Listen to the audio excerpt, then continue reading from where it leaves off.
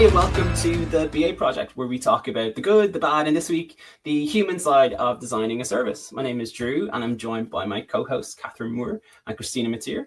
Hi, guys. Hi, guys. Hello. Hello, hello. Long This week time we're going to be... Oh, sorry. Jumping the gun. I'm sorry. So eager to talk about it. This week we're going to chat through a topic that you may know a little about, you may not. It's become an absolute passion for the three of us here on the pod, and we're delighted to shine a light on it and how this set of tools can help real people, real users, when we're tasked with solving a problem, be that technical, be that business, or both. And that is, of course, service design. And because this is the first time we're really digging into service design on the podcast, we touched on a little bit in the blog. By the way, check out our blog, baproject.ie. We wanted to make sure that you had another voice and another perspective. So this week, we are so happy to have our friend, Clara Villa, with us. Clara is a service designer here in Dublin, and she leads an incredible community of designers in service design Ireland. So, Clara, you are very welcome to the BA Project. Oh, thank you. Thank you so much for having me here. So I was super glad to meet you last time, and thank you for inviting me here. So hopefully everything that I'm going to say is going to be valuable for you and for people listening. So thanks. Of course, we're delighted to have you. I thought maybe before we jump into the topics, you could maybe tell our audience a little bit about you and your journey to becoming a service designer and then eventually leading Service Design Ireland. Yeah. So, well, we go back in 2012. So I start my career actually in marketing in Colombia. So then I moved to Ireland. I did a Designs Innovation Masters. And in that master's was the first time that I saw something about service design. So my thesis was about service design in the workplace. Then I joined a company as a UX researcher because service design is not very common, kind of like disciplined, or wasn't common in pandemic, right? Yeah. So when I graduated from my master's, so I jumped into the UX research world anyway. But I believe the research is the foundation of everything. So being a researcher for a while, I think it gives me all the tools that I'm using nowadays in my role as a service designer. So in the company that I'm working actually, so they used to have a service designer at that time. When I joined the company, I said, like, I will take the job because it's a service designer there. So I was very enthusiastic into service design. And 4 months later, when I joined the company, I was promoted as a service designer. So since then, I've been working in service design. So then, as a service designer, I started to experience a little bit like loneliness. Because as I mentioned, like a service design, especially in Ireland, is not like a trend. If you compare with, I don't know, the Netherlands or Copenhagen or the UK, you know, they have a lot of service designers. So they have more. Yeah, they have adopted the discipline very well. So I was feeling a little bit lonely with the service design. So I'm very into meetups and getting together with people and building a network. So I was searching for a service design network in Ireland for a while. That was 2021, 22. So I couldn't find anything. So I actually have a friend that she's also a service designer for an airline here in Ireland. So I say, like, look, I couldn't find any service design community. So at that moment, so what about if we just inviting people and we create one?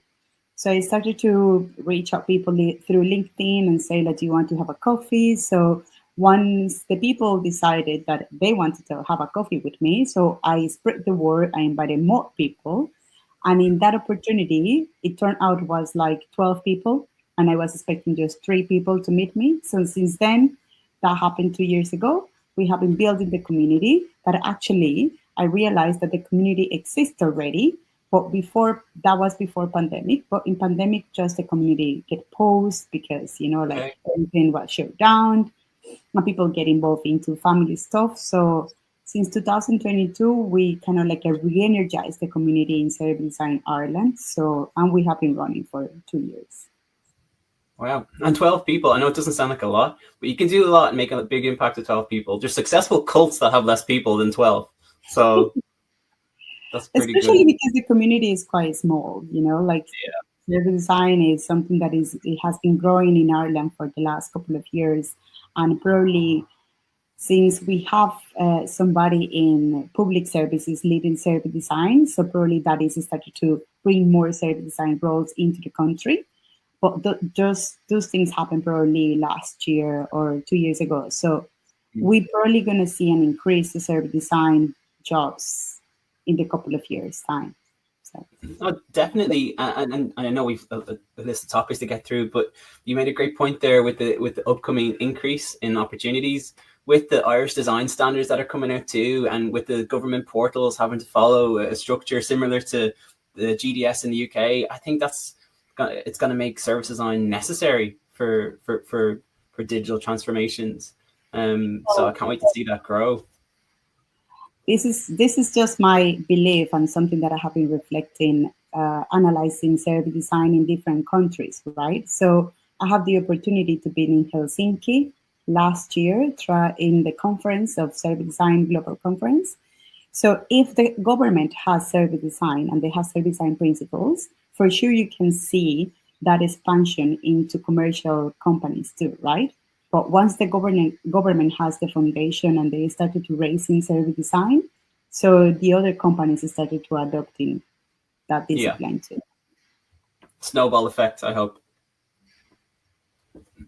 So you mentioned we have some topics we're going to go through. I'm going to start off with a nice softball, something easy for you, okay? So, and then get progressively harder towards the end of the episode. I'm joking. Be nice, please. There will be a quiz at the end of this. The first one actually sounds easy, but it's not, because all of us here on this call have definitely had conversations about educating people around service design over the last couple of years. So the first one, for the purpose of our audience, can you describe to us what service design is?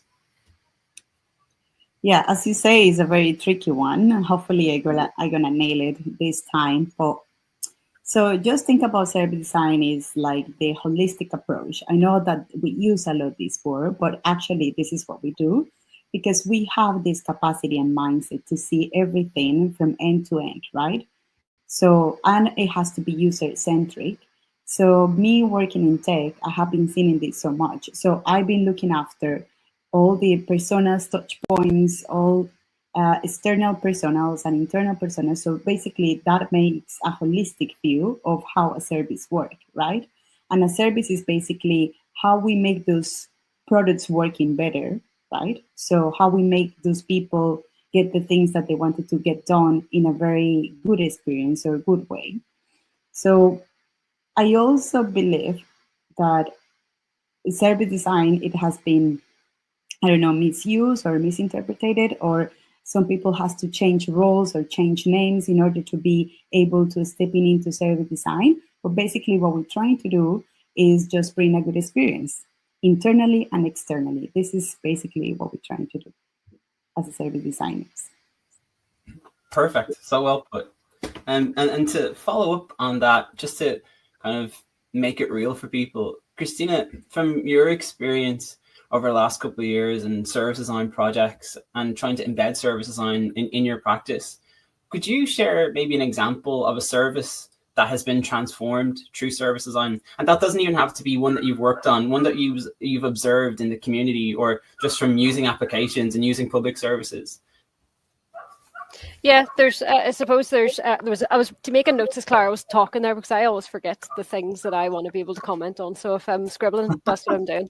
But yeah, to speak to, I suppose, a positive experience, I've seen it. I've seen it very heavily adopted in the education sector over the past couple of years, and I suppose I do think that in universities now they're actually teaching service design, so it's not a foreign concept anymore. Like, it's something that people have heard of the term, they've heard of a few buzzwords around what service design is, and I feel as though now, because, well, like, it just makes sense. Like, it's a concept and it's a methodology that absolutely makes sense. So, you know, when we start to talk about service design and the various roles that we offer to be able to build that user-centric design, they've really jumped on it, really adopted it. We've had the opportunity to go into some of our higher education and even some local secondary schools as well, to educate people on what service design actually is. And I often refer to it as being like the the Lean Six Sigma thing. Enough people have to do it for it to be effective. That's the same thing with service design. Like, enough people need to be bought into it to be able to build a cohesive and a connected, optimal user experience. And that's something that we need to keep driving. Like, we can't silo this in our projects and say that it'll only work for this little piece of the transformation. I think it really needs to be just really driven across organizations to make people adopt it and to make it work. So, like, that's higher education is one whereby I've seen it over the past couple of years that it has it's really incorporated the users. It's not forcing the users to use the technology just as it is. It's flipping it on its head and bringing the users on the journey and making them feel as though it absolutely is their product and they're building it for their purpose. I suppose something that's good that if you understand the technology that you're working with as a service designer, I feel that kind of, it's not the full service design, but it puts a realistic spin on it in that it helps us design a service that the technology allows for. So when we're talking about like budget constraints and timescales and things like that, those two things can go hand in hand. So I suppose it's not fully traditional service design where it is like the art of the possible and what is the optimal experience here.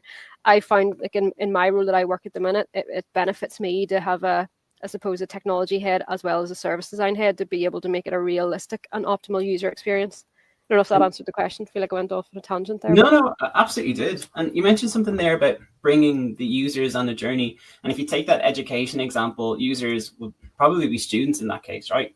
And if you're bringing students involved into a tech project, with two questions. One, do you need them to be technical? And two, at what point do you even bring them involved? Do you bring them in when you're about to make a design decision, or do you bring them in earlier than that? Yeah, I find like with students these days, they are quite technical, not maybe as end users. Like, that's just how that generation has evolved. And we had carried out research recently that showed that I think it was over 70% of a cohort of a service for students completed the process on their mobile device. So they didn't even open a laptop or a desktop or whatever. So that made us make a decision that it was mobile first design, because that was our cohort and that was our target audience. And that was off the back of user research. So like, that's before we even started the transformation. We wanted to see how and what device they might use it on, which was able to drive us down a certain path of mobile first. So before you even start to think about what your solution is, we've carried out user research with students. And it's a case of it was like, I suppose, gleaned from empathy walks, like walking around the student union and seeing what do I hear, what do I see, what types of people look like they want to talk to me about this, and what types of people look like they're going to completely ignore me on it. So that's like before the transformation starts. And then we have found that there's certain, when you've got enough functionality to be able to test, universities like to entice students with free buns or tea and coffee and whatever else to get them to come into that test group. And we also have the benefit of using the likes of placement students and graduates and stuff within our organizations to be able to test the technology. But I find that cohort isn't shy on telling you what they don't like. So that's really helpful when it comes to a design within the higher education sector. You know, I'm smiling here as you're talking, and the reason I'm smiling, this is so off topic, but I have to tell you, is I seen a meme a little while ago, or it's like a reel on Instagram, I think it was, about millennials and why millennials need to have laptop jobs. So like when you're booking flights, oh, that's something I need the laptop for. Or like you're booking concert tickets, oh, I need a laptop for that.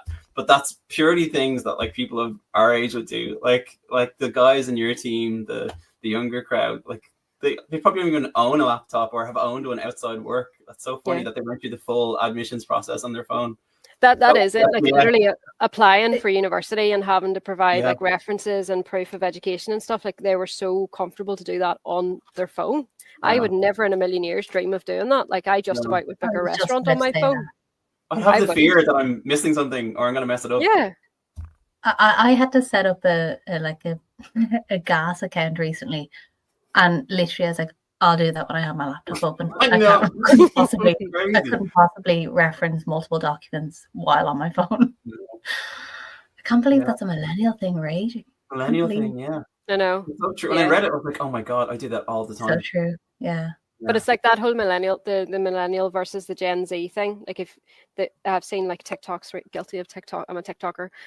But I've seen on TikTok recently where it's like if you ask a millennial versus a Gen Z to impersonate answering the phone, like is it millennials will go like this because we used to have that type of a phone, whereas a Gen Z will go like this because that's how they would answer their they don't have that. They just answer it like this or whatever. Oh my gosh. Yeah.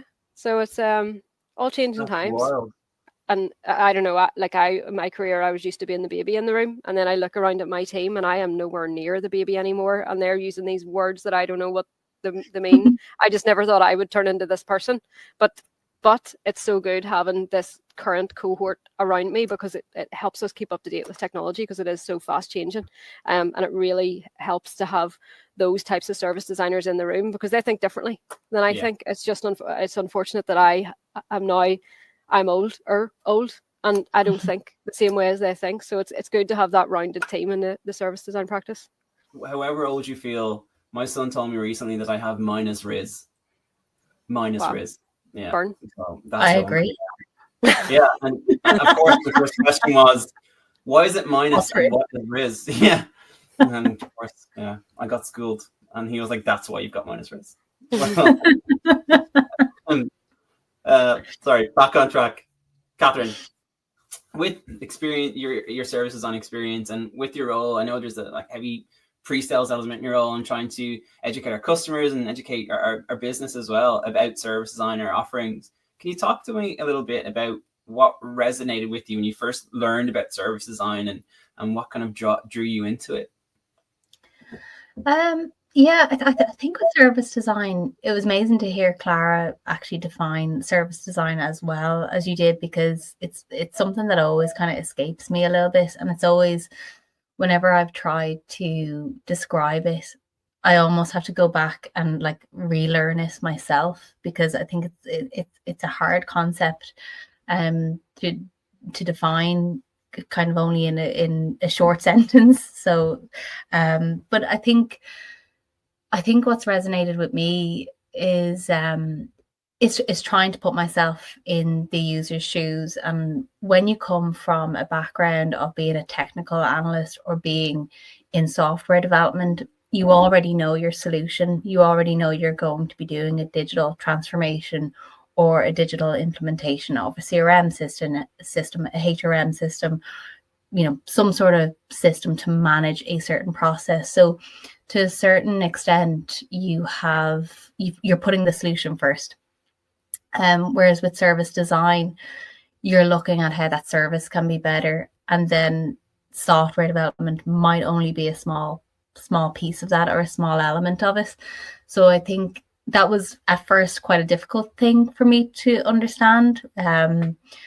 Of thinking that digital wasn't the full solution. So I always have to think about it in terms of what I do myself online, stuff like ordering a pizza, applying for a passport, like that kind of myself as a student, and thinking about all the things that made that service either hard for me to do or easy for me to do. And I have to always kind of backtrack. So I think what's always resonated with me and what I always try and think about is myself in the chair doing that activity that I'm going to do. I think there's some amazing cases from the UK that always resonate with me in particular, and I've mentioned this on my LinkedIn.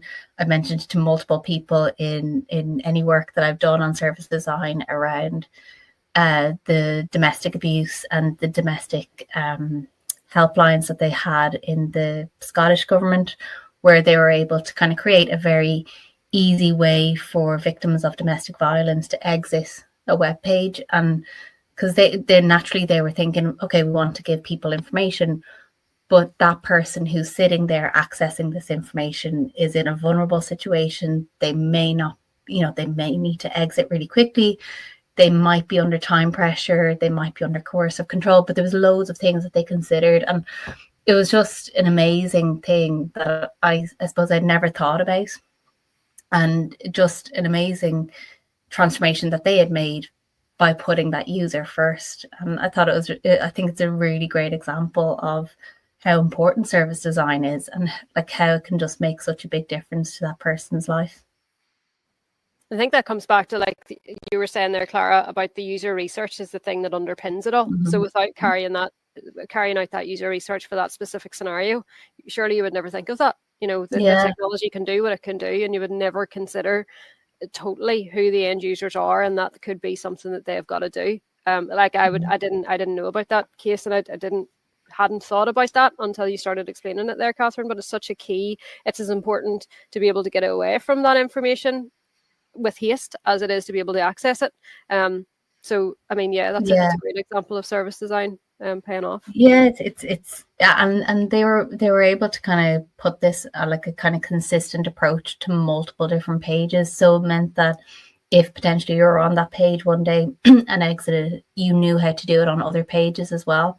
So yeah, it's just I think it's a great example. And as you said, it's not something that you would think about.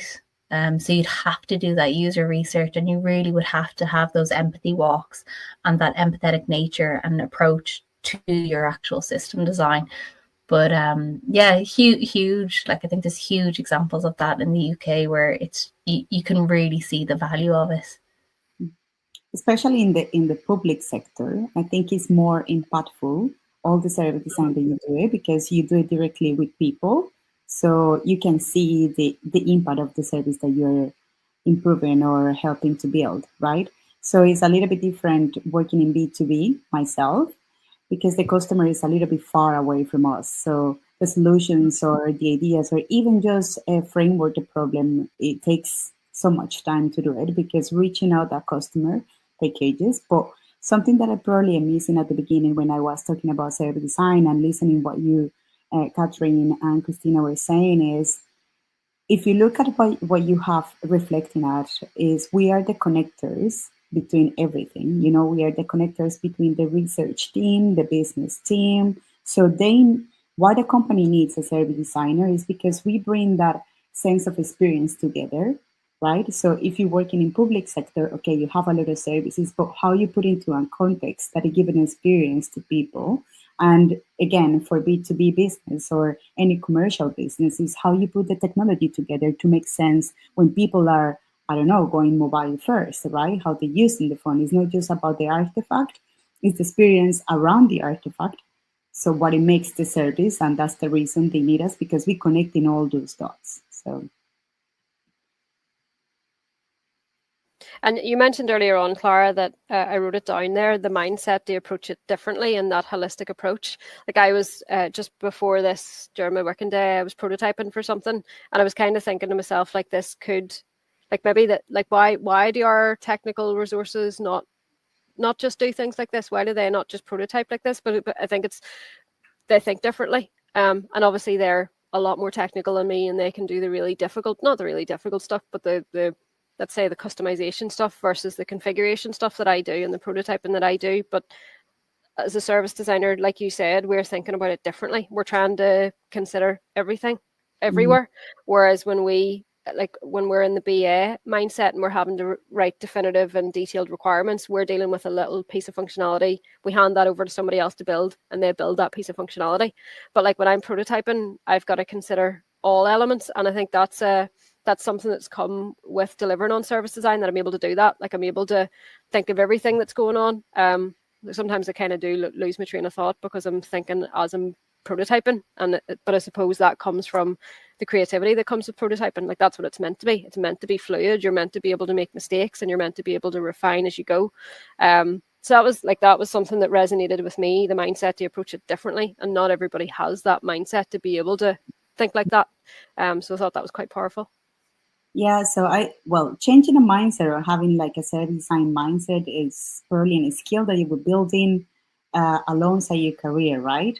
So coming from the research, as I say, like this, in my case, that gives me that human aspect. So I'll always be thinking like what the human will be doing it in that case, right? Now my challenge is also trying to align those user needs with the business goal, because that is a little bit my blind spot, all the business but I've been working closely with business recently, but I wish I can learn a little bit more to align and put all those things together, right? So somebody gave me this description about service designer, and is when you have an orchestra, so the orchestrator is the service designer. So we are in the company, so public sector or private sector, just to facilitate those things and breaking down those silos and bring everybody together. So majority of the time in service design, I actually was reading a quote that is saying like service design is 10% design, but 90% is creating those conditions for making the service design happening, right? So, and how we make this 90% is building relationships. So majority of the time you were talking with the stakeholders, understanding their needs, talking with the customer, understanding their needs and bring everything together. So we are kind of like orchestrating that orchestra, make those things happen and listening the sound like smoothly and precious, like this is what we need to do here. Like this is why companies need or public or private sector need service designer, because we are the connectors of everything that is happening out there. And I wonder, I don't know if you guys have found this before, but sometimes when I think when I'm in sales calls or sales mode, I try to avoid things like holistic, because I think it makes people feel like it's either daunting or I don't know, maybe it's too soft a word to describe it. So therefore they might not see the big impact that service design can have. So I feel like I'm always careful with the words that I choose when I'm describing service design, especially if it's to a customer or potential customer who maybe has never heard of it before, or it's a new concept. What are the main misconceptions you think that are out there about service design, Clara? And is there anything that you think maybe people need to know a lot more of in order to understand service design better? Oh yeah, I actually experienced a lot of those things. I have seen people experience it myself and sometimes people just think that a service designer is the person who builds journey maps. So somebody, I just get the ask to say, like, can you build this journey map for me? I say, like, at the beginning when I was starting as a service designer, I thought the same. So I was under pressure to delivering a lot of journey maps. But actually, it's not about the journey map. It's about the outcomes that you provide in the journey map, because the journey map is just like a tool that helping you to synthesize data. Anyway, so you need to do all the prior research, right? Bring those insights into the journey map, making sense of that journey, of that experience, and then deliverable the outcomes. So usually when I present into sales team, for example, I don't use journey maps because they are not getting used to with the tools, or they don't even have access to the tools. So I just need to deliver all the outcomes that the journey map given to me. So that's why people cannot rely so much in journey maps. If people really understand what is the value of having a service designer in the team, is basically helping them to think strategically, having this user-centric approach, and also the service design is going to keep in mind those business goals. So the companies usually they have business goals, a lot of business goals. But if you bring this human perspective, so you can actually think like if you wanted to, let's say, reduce churn in your company. Reduce churn is basically retention of the customer. So what are the things that you need to do strategically to retain the customer? So rather than doing a journey map, you need to have a sessions, you need to have a workshops to think about that perspective, right? So that's why journey map is just a tool. It's just a tool, you need it. Sometimes it's a basic thing to do, but after the journey map, you can do more things. So don't rely just in journey map, but also don't rely just in workshop, because sometimes I got called to prepare a workshop that I wasn't being aware of, or I wasn't being involved from the beginning, and they think that I just need to go there and facilitate the workshop, but I have no prior information about the workshop. So they think that it's just about to standing up in the room and bring people together, but without a prior knowledge. So it will be very difficult to run a workshop. So for me, these tools are the main misconceptions. Just they think that we just do journey mapping, and they think that we just do workshops, facilitation. Yes, we do, but we can go beyond that.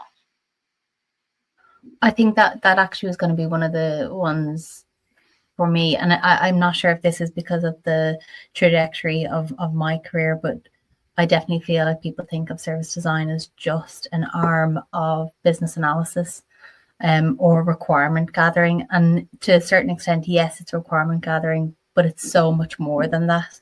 And it's about kind of you're not just thinking about the user from an internal perspective of within a certain business. You're thinking of that business's customer.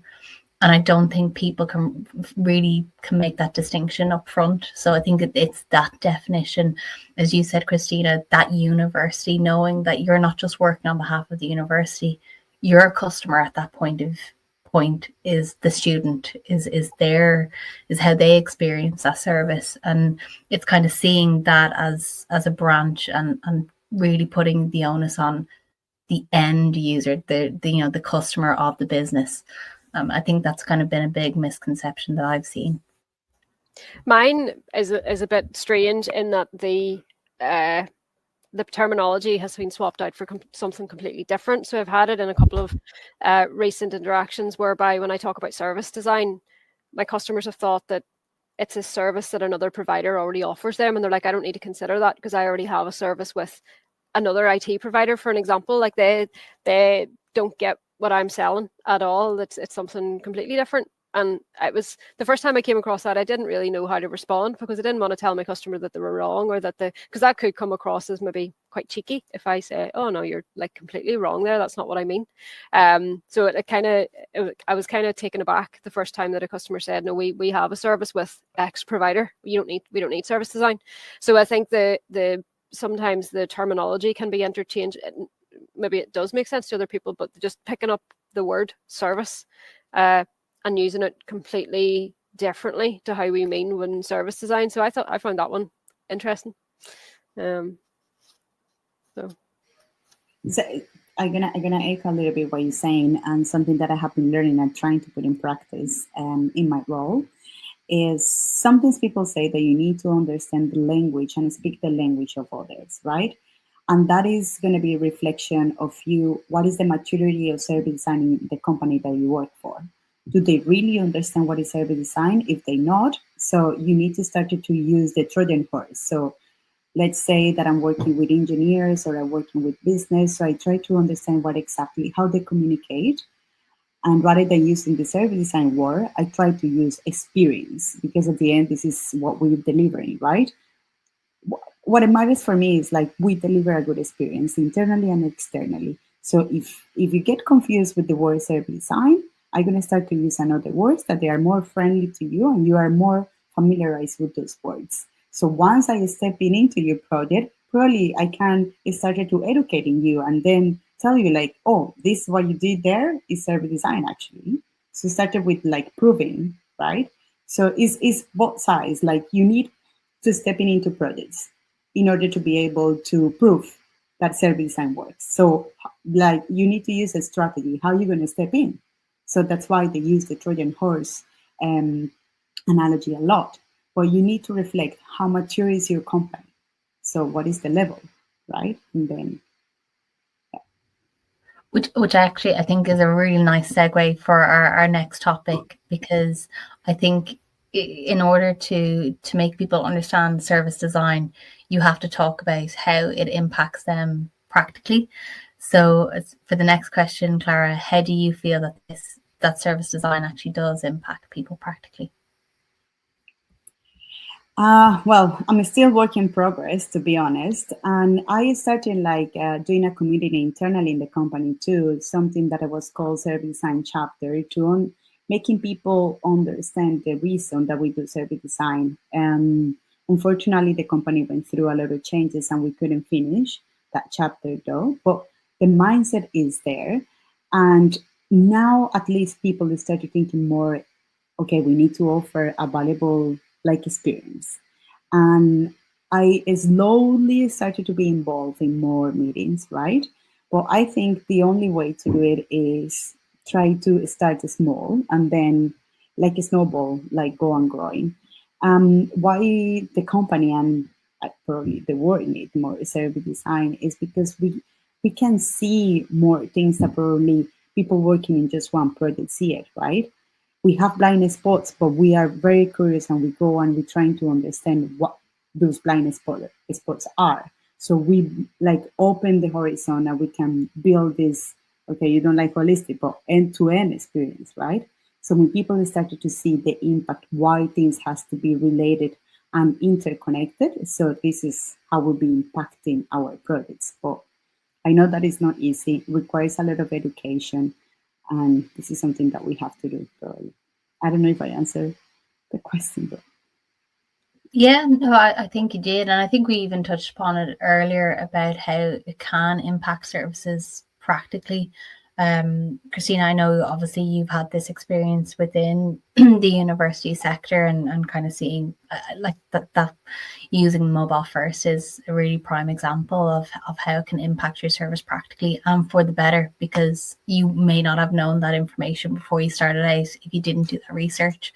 So I think it's making your investment work harder because you've gotten better information and you're not having to retroactively fit something now to a mobile device. So you're going to see that investment and that adoption much quicker because you've put the effort into knowing what people really want.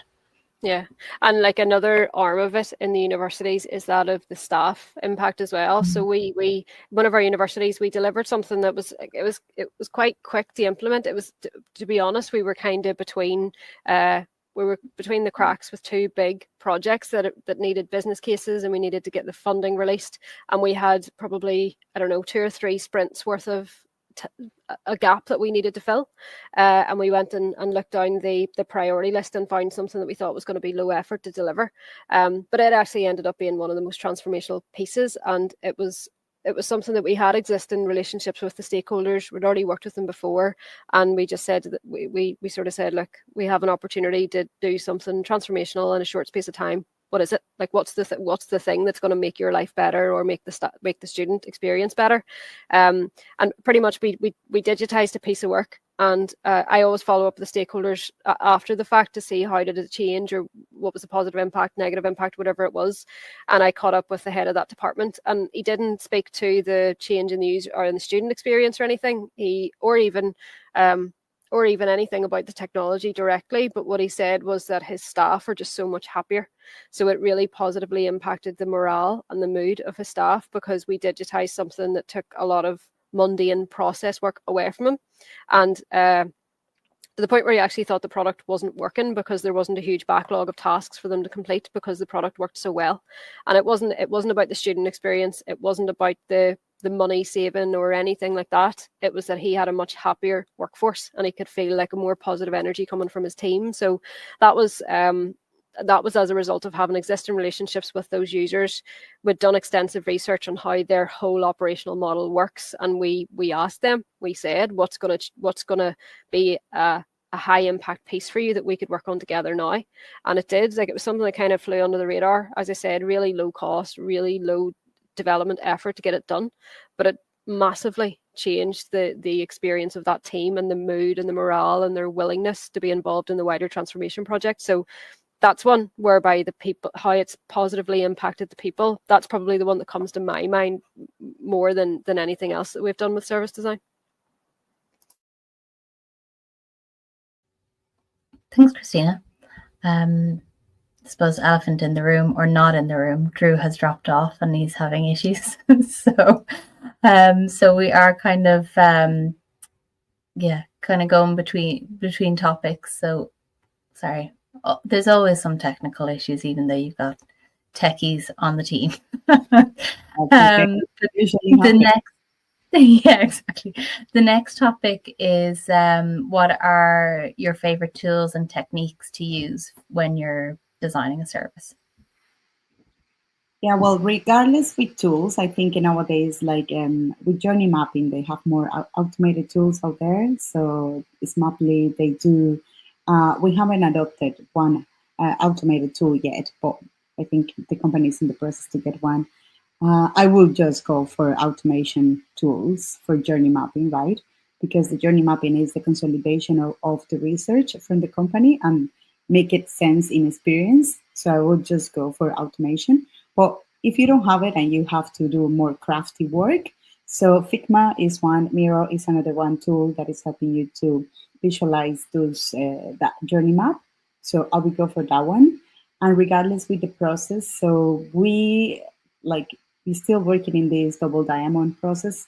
And I really value the double diamond, even though it has been expanded by the Design Council in the UK a little bit further. But what I like from that one is helping you to really think about the problem first. I think, Catherine, you were mentioning that sometimes it's very hard because we're jumping into solutions. So when you go back to the double diamond, you will be able to just firstly just throw all the research that you have and try to understand what is the problem that you're solving. Once you have the problem defined, you have 50% of the solution there. So that's why I really like the double diamond process and model. Christina, what do you think? Clara already mentioned my big hitter there in Figma. So I would have said previously I was a Miro gal, but now I'm on the Figma bandwagon. So rapid prototyping is something that we're pushing heavy in our organization at the minute. And it's just because like I can just see the massive value in it. Like I just think back to when I started my BA journey, and I wish I had those tools and that knowledge back then, because I know I would have had much better deliveries if it have used those methodologies back then. And now I just like I would really struggle going into an engagement without using any sort of a rapid prototyping approach or anything like that, because I don't know how else I can get across what my understanding of the requirement is other than to draw it and to take feedback on it that way, because words on a page are great, but they don't. There's ambiguity in there. There's wiggle room there. There's lots of things that can be misinterpreted, and a lot of the time, doesn't necessarily land in the way that I expect it to, and people may not challenge it at that time, and it just snowballs and gets into build, and it's not the right thing. Whereas if I'm able to show that back and to use Figma to be able to represent what I think that the user journey is based off of my understanding, then that just accelerates the delivery massively. And it helps the users get on that adoption journey right from the get-go, because they're seeing that I'm actually understanding what they're saying. Or if I'm not understanding, they're able to cut it out there and then, and to be able to correct me there and then. So Figma is a big one. I don't think we've unlocked like half of the capabilities. So maybe Clara, you can teach me some stuff around Figma, but it's something that is top of my priority list now for service design for sure. Yeah, most of the companies are using Figma nowadays. Well, Miro is still like a good tool. I'm missing some things from Miro, but I also value another things from Figma. So yeah, if we can combine both in just one tool, that would be amazing. But yeah, it's a good tool to go. I think with the rapid prototyping as well, you're more likely to get people to feedback when they can actually see something being generated based on their words. So if you were to write down, just a statement, they might not engage with it. But if you mock up a screen and say this is gonna generate that workflow, or this is the information you're going to input, they feel like they're committing, I think. So they're more likely to engage with it. I think one of the big, I don't know whether they like, or maybe it's a surprise. I don't know if it's too dramatic, but I would have always been in the camp of like an empathy map. I don't know whether it's the language. It just maybe was a little bit soft. I was like, I don't like it. I don't know. I always would have had that maybe instant reaction to that kind of language. And then when I started to use them and understand them a little bit more, I think empathy maps are great, and they're so easy to do that it doesn't take that much time. It's so little resourcing has to go into it, but they're really good in generating a lot of information and generating a lot of sentiment around the service. So I think that would have been one of the tools for me that I probably wouldn't have thought about as much when I first learned about service design. And then when I started to put it into action, it very fastly became one of my favorite go-tos. So that was a bit of a surprise for me when I started to implement service design. Yeah, actually, you make me think like I have forgotten like empathy map. I think I use it in college so much, but in real life, I'm not using it as much as I should do it. But now that you are mentioning, I probably need to go back and reuse it again, because it definitely gives you the humanized experience, 100%, because you get that human sense, like what people see, how people feel it. So now, thanks for recalling that too.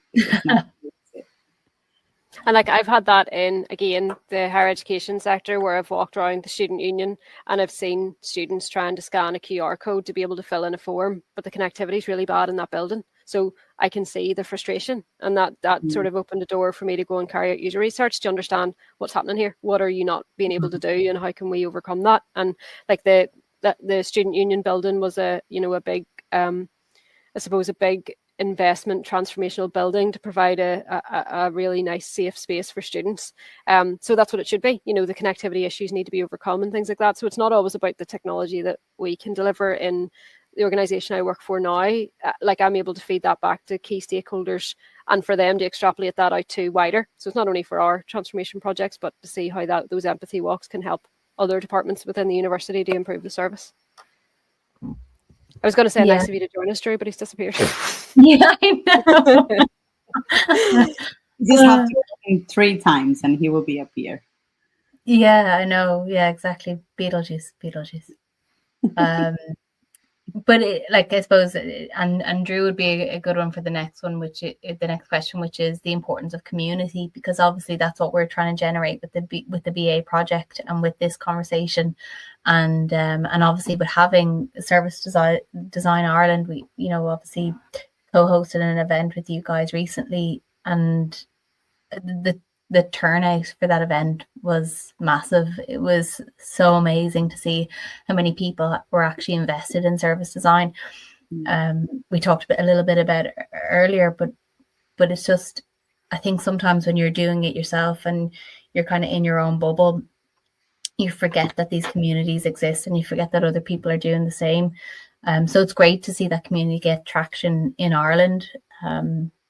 But yeah, so how have you found that community here, and talk to us a little bit about the importance of it? Yeah, actually, is timing for me talking about this, because we were doing some reflection with the committee of the Service Design Ireland, trying to understand what were our mission as a community.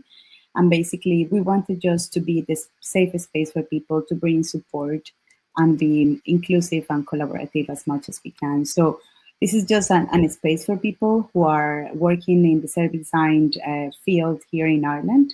So we actually encourage people to bring challenges all the time that we are doing, like coffee chats, for example. So the idea is they bring the challenges to that community, that gathering, that get together, and they get support and help from other service designers as they share the challenge that they have. So it has been quite successful in that way, because people, I remember one case that we have a doctor who wanted to become a service designer, and obviously he has no all the knowledge about service design, so he was bringing the challenges. It was very like a win-to-win, because we were hearing from real stories in the healthcare, and he was hearing from real processes and tools that we use in service design. So he was able to apply, to be heard, and to apply all the tools that we were able to share with him. So this is what is the space for, right? So we just wanted to just break down those silos, people working. Usually when you ask people in the community what is the role in the companies that they work for, they are quite lonely. So some of them are consultants, some of them they work in a very small group of service design.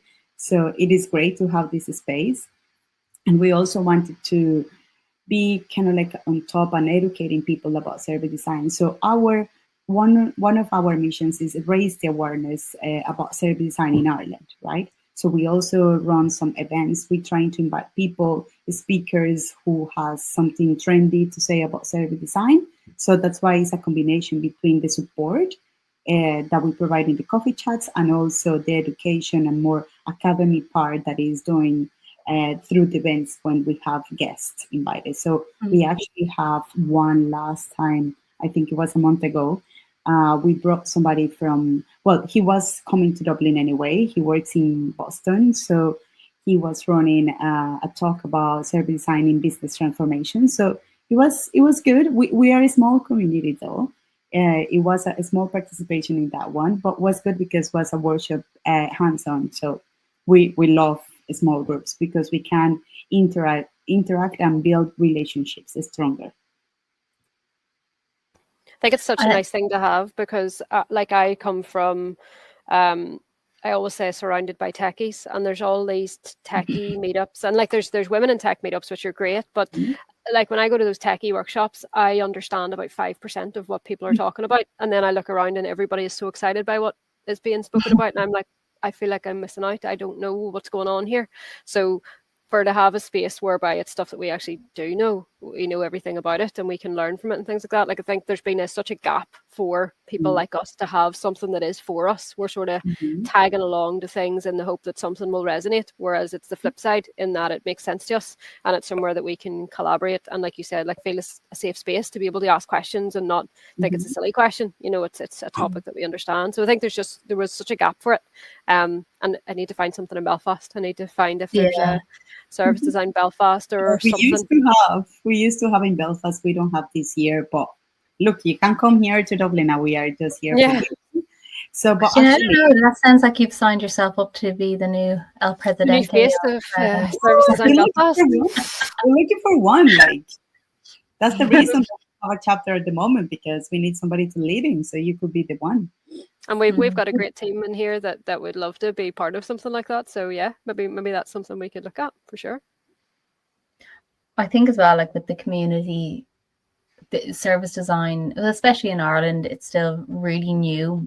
I think we're still in the process of actually promoting it to government agencies, to businesses, to organizations, to try and spread the good word. So if in some cases, there's an element of we don't know what we don't know. We haven't come up against these problems before.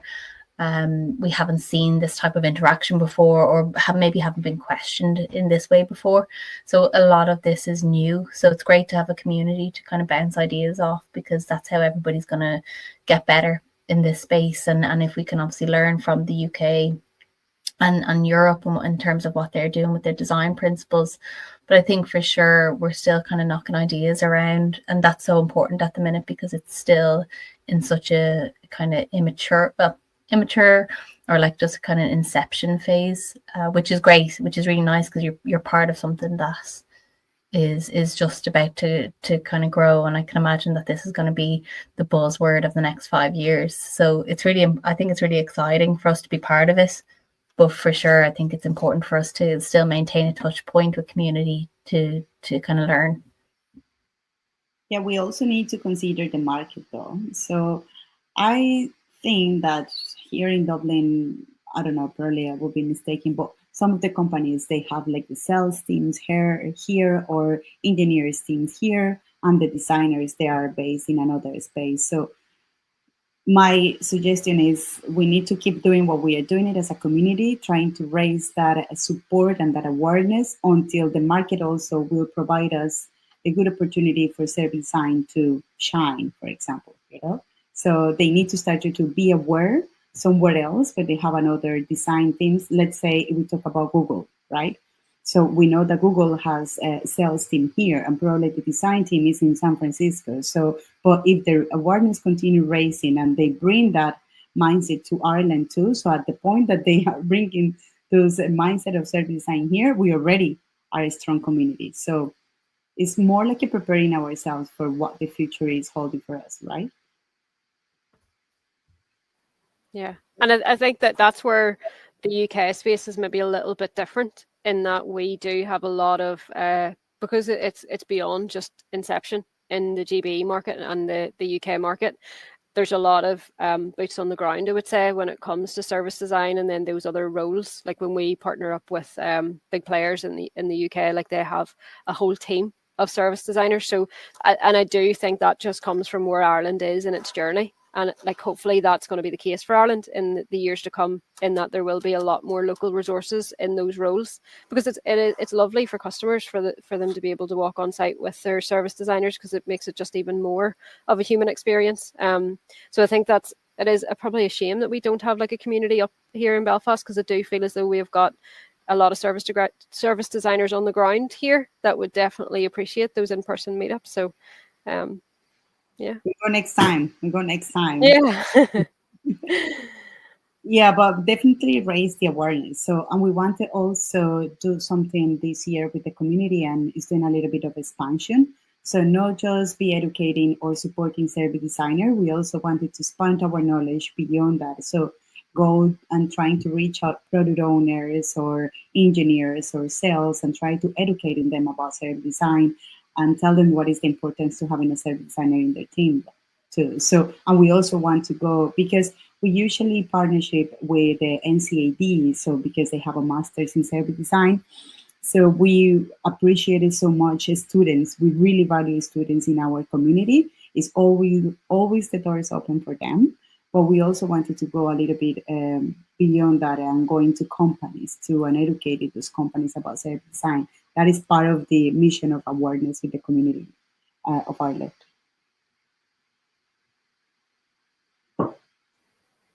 Great. Well, thank you so much, Clara, for joining us today. I think that was really insightful. And yeah, like for me, I think you've just highlighted a lot of the key points that I think when you're in full-time delivery, those sort of things can get lost. So it's great for you to hit those points home again and again, to have another voice talking about what service design is and letting everybody know that the local community is there and what your missions are, and to be able to expand on the community. So I've definitely found this really insightful and really helpful, and maybe reignited, not that I've fell out of love with service design at all, but it's maybe, you know, when you go talk about service design, it just sort of reignites that fire. And you want to learn new things. And you talked about automation with Journey Map, and I'm definitely going to look into that. I didn't even know that was really a thing, so I'm definitely going to look into that for sure. So thank you for sharing. It's going to make your job easily, especially with all those Journey Maps that contains a lot of information. So don't tell Drew, because he'll expect me to be 100% more productive if there's automation in place. So Like, if you're here, you didn't hear that. Damage is done. Well, thank you so much for having me. This is such a fun. I was missing to having a conversations about service design. As I say, I'm the solo service designer at the moment in the company, so I talk with a lot of people with cross-functional team. But having a service designer to talk about service design, I love that. So much for the opportunity. This is enlightening. Thanks. Oh, we're delighted to have you. Thank you so much for taking the time to meet with us, and it definitely won't be the last time. Hopefully not. And before we wrap up, I do want to thank my co-hosts for being here as always, and once again saving my bacon. Christina and Catherine, thank you. I know I didn't make it easy on you tonight. Well, thank you for being here, Drew. I mean, it's been lovely having you. Yeah, I know. Topping and tailing the podcast. But a massive thank you to Clara for taking the time to chat with us and help spread the word about the design community in Ireland.